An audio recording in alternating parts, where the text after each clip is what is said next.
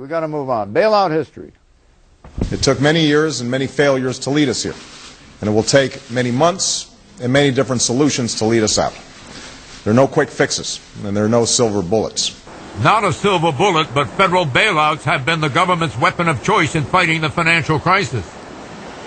We have two sources of outlays from the federal government to meet our economic needs at this time. The U.S. Treasury Department, headed by Timothy Geithner, and the Federal Reserve, led by Ben Bernanke. First, the Treasury. From March 08 to March 09, 1 year's time, here is the capitalization as it occurred. Bear Stearns, $30 billion. Fannie Mae and Freddie Mac, $200 billion. AIG, $85 billion. The auto industry, $25 billion. Troubled Assets Relief Program, TARP, $700 billion. AIG, for a second time, $65 billion. Citigroup, $247.5 billion. Obama's stimulus bill, $787 billion. The housing bailout, $200 billion. AIG, now the third bailout, $30 billion. Then the Federal Reserve to kickstart ailing credit markets, $2.95 trillion. All costs combined, the total taxpayer outlays since March 2008, one full year, $5 trillion plus. Question, are these bailouts sufficient to restore the economy? I ask you, Monica. No, because you put out a consecutive list of companies, institutions, sectors that have required some monies over the last couple of months.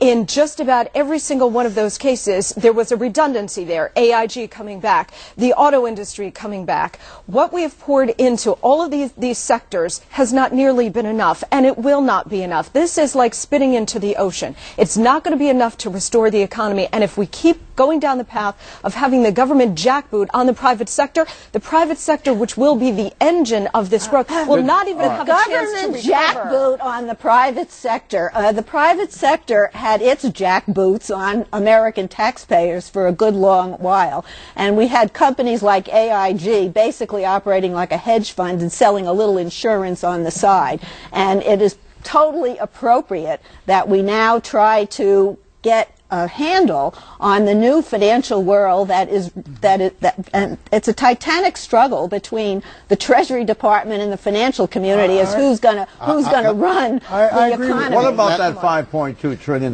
figure? You know, there seems to be an assumption here that we had a lot of better alternatives. The worst alternative is if we hadn't done this, we would have had a total collapse in the economy that would have gone on for years. This is the only thing that has kept this economy breathing. So it is not a great solution. It just happens to be better than all the other answers. So it is the only option that we had. A, to save these companies because they would have triggered a collapse in the whole financial world, and B, to save the economy through the stimulus program, because otherwise this economy would have gone down the tubes. We would have had a collapse. That is the prevailing wisdom. Let me agree with Eleanor on this. Let me agree with Eleanor.